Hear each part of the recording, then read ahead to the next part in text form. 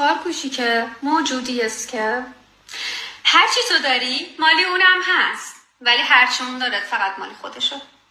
خار کوچیکه موجودی است موزمار که تمامی آماری تو رو همین داره به ننه بابات میداد. خار کوچیکه موجودی است که میشینه و تک تک نصیحت‌های تو رو گوش میده و برعکسش انجام میده.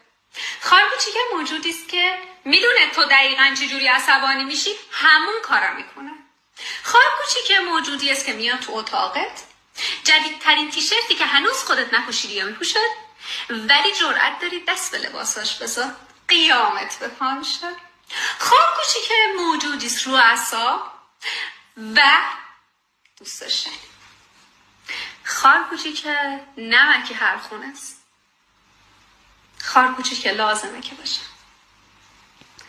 خار کوچیکه هر کاری هم کنه دوست داشته.